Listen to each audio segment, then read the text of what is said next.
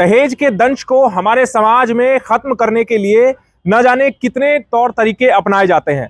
कभी कैंपेन चलाए जाते हैं तो लोगों में जागरूकता फैलाने के लिए तरह तरह की स्कीमें निकाली जाती है, लेकिन फिर भी हमारे समाज में कुछ ऐसे लोग भी हैं जो इस दहेज के लालच को लेकर बेटियों को उनसे जिंदगी छीन लेते हैं। आपको दिखाएंगे इस खबर में कि कहां इस बार एक बेटी दहेज की भेंट चढ़ी है। नमस्कार, मैं हूं सुनील यादव और आप देख रहे हैं गुरुग्राम न्यूज। दहेज, जिस शब्द को लेकर लगातार समाज में जागरूकता फैलाने का काम किया जाता है, कई बार महापंचायतें होती हैं कि दहेज लेना बुरी बात है क्योंकि बेटी ही सबसे बड़ा धन है। बावजूद इसके समाज में कुछ ऐसे लोग भी बैठे हैं जो दहेज के लालच में बेटियों का जीवन छीन लेते हैं। ऐसी एक घटना गुरुग्राम के सरहोल इलाके से आई है, जहां पर बल्लभगढ़ की रहने वाली सपना की शादी राहुल के साथ साल 2020 में 25 नवंबर को की गई।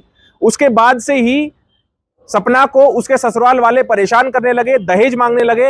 हालांकि परिजनों का तो यहां तक कहना है, जो सपना के परिजन है, कि दहेज में इन्होंने हमसे 1 रुपया नहीं लिया और ये कहा कि हमें बेटी और रोटी चाहिए, उससे बढ़कर कुछ नहीं है। लेकिन परिवार वाले अब ये आरोप लगा रहे हैं कि शादी के बाद उन्होंने सपना को परेशान करना शुरू कर दिया, उसके साथ मारपीट किया करते थे और सपना से उसको अपने घर पर बात करने से भी रोका जाता था। इतना ही नहीं, पिछले 2 साल से जो भाई बहन का त्योहार राखी है या फिर भाई दूज है, उस पर भी उसको अपने मायके नहीं जाने दिया जाता था। इस पैसे मांगने से जुड़ी हुई एक प्रूफ भी सामने आया है, जो एक व्हाट्सएप मैसेज हमें मृतका के भाई ने दिया है। उसमें साफ तौर पर लिखा है, जो कि 26 अक्टूबर का है, और जिसमें सपना ने अपने भाई को सुबह तकरीबन 3:30 बजे मैसेज किया कि भैया, मुझे आपके जीजा बहुत मारते पीटते हैं, बार बार पैसों के लिए ताने मारते हैं और दूसरे लोगों के सामने भी मुझसे पैसे मांगते हैं। मुझे यहां पर नहीं रहना है, मुझे यहां से ले जाइए, नहीं तो ये लोग मुझे मार देंगे। लेकिन शायद सपना के परिवार वालों को नहीं पता था कि उनकी बेटी को ये दहेज लोभी जान से मार देंगे। इस दहेज का दंश केवल सपना ने नहीं झेला है, बल्कि सपना 7 महीने की गर्भवती थी और उसके पेट में पल रहा 7 महीने का बच्चा भी अब इस दुनिया में नहीं रहा। दरअसल कुछ दिन पहले सपना की तबीयत अचानक खराब हुई तो परिवार वालों को जानकारी दी गई कि उसकी तबीयत खराब है, वो सीढ़ियों से गिर गई है। लेकिन सपना के मायके वालों ने आरोप लगाए हैं कि उसके साथ मारपीट की जाती थी, लगातार पैसों के लिए प्रताड़ित किया जाता था। इसीलिए इसी महीने कुछ दिन पहले ही सपना के मायके वालों ने सपना के पति को 30,000 रुपए ऑनलाइन ट्रांसफर भी किए ताकि वो उसकी बहन को ना मारे। इस बार दिवाली के त्योहार या फिर भाई दूज के त्योहार पर भी सपना को उसके मायके जाने से रोका गया, उसके मायके नहीं भेजा गया। लेकिन 2 दिन पहले सपना की तबीयत अचानक खराब हो गई और उसके बाद सपना को अस्पताल में भर्ती कराया गया, जहां सपना की मौत हो गई। बड़ी बात यह भी है कि सपना 7 महीने की गर्भवती थी, उसके साथ साथ उसके गर्भ में पल रहा बच्चा भी अब इस दुनिया में नहीं रहा।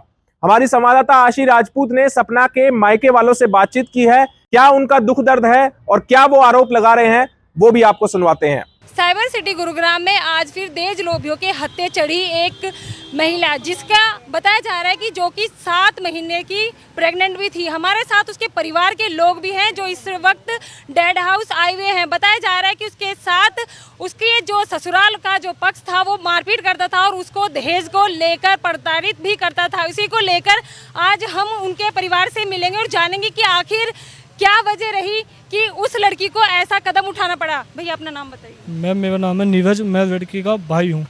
आपको क्या पता चला था? मुझे मेरी बहन की शादी यहाँ सवल गांव में आज से 2 साल पहले हुई थी। उसके बाद उन्होंने मारना पीटना उसको जभी से स्टार्ट कर दिया। लेकिन जो पंचायती तौर से वो फैसला होता है, तो उन्होंने बहरा के फुसला के उनके ससुराल वालों ने जो दबाव करवा के सब कुछ उसको करवा दिया। 1.5-2 साल हो गए उसको हमारे घर आने नहीं दिया। बोलते हैं कि गंदा हो रहा है, ताबीज हो रहा है, ये हो रहा, फलाना दिन का जो भी वो उनका होता होगा। लेकिन उन्होंने मुझे नहीं मान दिया, ना उन्होंने मुझसे कभी फ़ोन पे बात करने दी। रक्षाबंधन भाई दूज मैं खुद वहाँ पे कराने जाता था, ना वो मेरे को रक्षाबंधन भाई दूज पे नहीं आने देते थे। उसके बाद उसको डेली मारते थे, नंगी करके उसको बेल्टों से मारता था वो आदमी, ठीक है। और उसने मेरी बहन के और उसकी 3 बहनों ने, उसके सास ससुरों ने और उसके 3 नंदोइयों ने मेरी बहन के साथ बहुत गलत किया है। मेरी बहन के उन्होंने जीनों से धक्का दिया दिवाली से 1 दिन पहले, और वो उसके पेट में 7 मंथ का बच्चा था जो ख़त्म हो चुका था, और उसको ना तो कोई डॉक्टरी जांच करवाई गई उस टाइम जब वो गिरी थी। और उसके बाद उसको कम से कम 3 दिन बाद उसको हॉस्पिटल ले गए, और हॉस्पिटल ले जाने के बाद मेरे पास फ़ोन आया कि आपकी बहन की ज़्यादा तबीयत ख़राब हो रही है।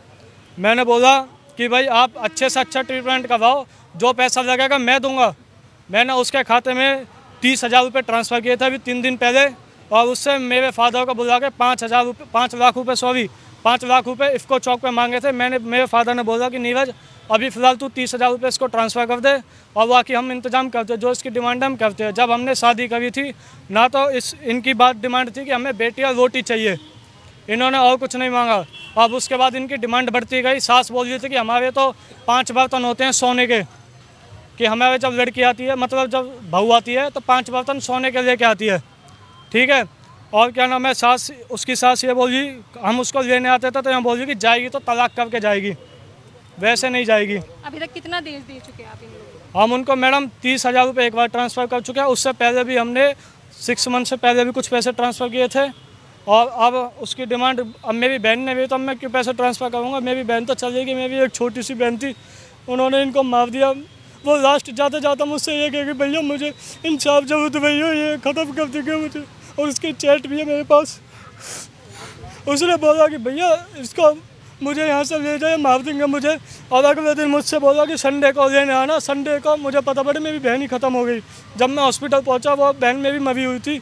वहाँ पे इन्होंने बोला कि मैं ECG करवाता हूँ, जबकि ECG का वो सॉरी क्या बोलते हैं उसको, ईको करवाता हूँ। ईको में कम से कम 2 घंटे लगते हैं। उसने 15 मिनट बाद फिर फ़ोन किया, उसको बोला वेंटिलेटर पे ले जा रहा हूँ। वेंटिलेटर पे ले जा, ना तो कोई वो वेंटिलेटर पे गई, ना कोई उसकी ईको हुई, कुछ भी नहीं हुआ। उसके बाद थोड़ी सी डॉक्टरी ट्रीटमेंट दी गई थी। अगर वो मेरी बहन के बच्चे को निकाल कर वो मेरी बहन की जान भी बचा सकते थे, लेकिन उन्होंने ऐसा नहीं किया। उन्होंने बोला, उसकी सास ने बोला कि मुझे बच्चा चाहिए, मुझे बहू नहीं चाहिए, ठीक है। और मेरी बहन भी चली गई और मेरी बहन का बच्चा भी चला गया, मेरी तरफ से सब कुछ चला गया। अब मुझे उसका इंसाफ चाहिए। मैं बस इंसाफ की गुहार लगाता हूँ कि मेरी बहन को इंसाफ दुआए बस। आपकी लास्ट बात कब हुई थी? मेरी लास्ट बात उससे 1 दिन पहले हुई थी। उसका मैसेज आया कि भैया इसको पैसे ट्रांसफ़र कर दे, मारता है मुझे बहुत। और उसके बाद क्या नाम है, ये बहुत गंदी गंदी गाली देता, बेल्टों से मारता है, ठीक है। और क्या नाम है, मेरे को क्या नाम है, अब ये मुझे मार भी देंगे। मुझे इतना मारते, इतना टॉर्चर करते हैं, मुझे जीनों से धक्का दे देते हैं। ना तो मेरे खाने पीने पे रोक रखते हैं, खाना भी बंद कर दिया उसका, खाने में भी ताला लगा देते हैं खाने के ऊपर। तो मैं और क्या बोलूँ, मेरी बहन तो चली गई, अब मैं इससे ज़्यादा क्या बोल सकता हूँ। जैसे कि हमने परिवार वालों से बात की तो उनका कहना है कि शादी के बाद लगातार उनको दहेज को लेकर पर्दा किया जा रहा था और बार बार दहेज की जो मांगे में बढ़ती जा रही थी, जिसको लेकर परिवार के लोगों ने एक बार पंचायत भी की जिसमें फैसला हो गया। लेकिन उसके बाद भी सपना के साथ लगातार ऐसी ही घटनाएं घटती रही। उसके साथ परिवार के लोग ही मारपीट कर रहे थे, जो कि उसके ससुराल वाले हैं। बताया जा रहा है कि कल भी उनकी बात उनकी लड़की से नहीं हो पाई। और उसके बाद जो हमारे पास जो चैट है हम आपको वो भी दिखाएंगे, जो लास्ट टाइम सपना ने जो चैट अपने भाई के साथ की थी और उसमें साफ साफ लिखा था कि इस मैसेज का कोई भी जवाब ना दिया जाए। आखिरकार कब तक ऐसे ही दहेज लोभी लोग ऐसे ही जीते रहेंगे और जो मासूम लड़कियां हैं वे कैसे इनके हत्थे चढ़ती रहेंगी? आखिर कब तक सपना को इंसाफ मिलेगा, यह तो आने वाला समय ही बताएगा। मेरे सहयोगी मोनू के साथ मैं आसी राजपूत, गुरुग्राम न्यूज। वहीं इस पूरे मामले में गुरुग्राम के सेक्टर 17 पुलिस स्टेशन में जो सपना के पति हैं और उसके ससुर हैं, उनके खिलाफ दहेज हत्या और दहेज मांगने के धाराओं के तहत केस जरूर दर्ज कर लिया है। सपना का आज पोस्टमार्टम भी कराया गया और उनके जो विसरा है सैंपल्स को जांच के लिए मधुबन लैब भेज दिया गया है, जिससे ये साफ हो पाएगा कि सपना की मौत कैसे हुई है। लेकिन बड़ा सवाल यही है कि हमारे समाज में ये दहेज का दंश कब तक बेटियां झेलती रहेंगी, कब तक बेटियां इसी तरह दहेज की भेंट चढ़ती रहेंगी और अपनी जान गंवाती रहेंगी। हमारे समाज को उठ खड़ा होना होगा और एक ऐसा कानून बनवाने की मांग करनी होगी कि अगर कोई दहेज मांगता है तो उसको समाज में रहने का कोई हक नहीं है। भले ही इस मामले में पुलिस ने सपना के पति और ससुर के खिलाफ दहेज हत्या का केस दर्ज कर लिया हो, लेकिन मामले में अभी तक किसी की गिरफ्तारी नहीं हो पाई है। पुलिस को इंतजार है सपना की पोस्टमार्टम विसरा सैंपल की रिपोर्ट आने का, जिसके बाद खुलासा हो पाएगा कि आखिरकार सपना और उसके गर्भ में पल रहे 7 महीने के बच्चे की मौत का असली कारण क्या है। इस खबर के बारे में आप हमें अपनी राय कमेंट करके जरूर दीजिएगा। साथ ही साथ आप इस खबर को जरूर शेयर कीजिएगा ताकि सभी लोगों तक सही जानकारी सही समय पर पहुंच पाए। नमस्कार।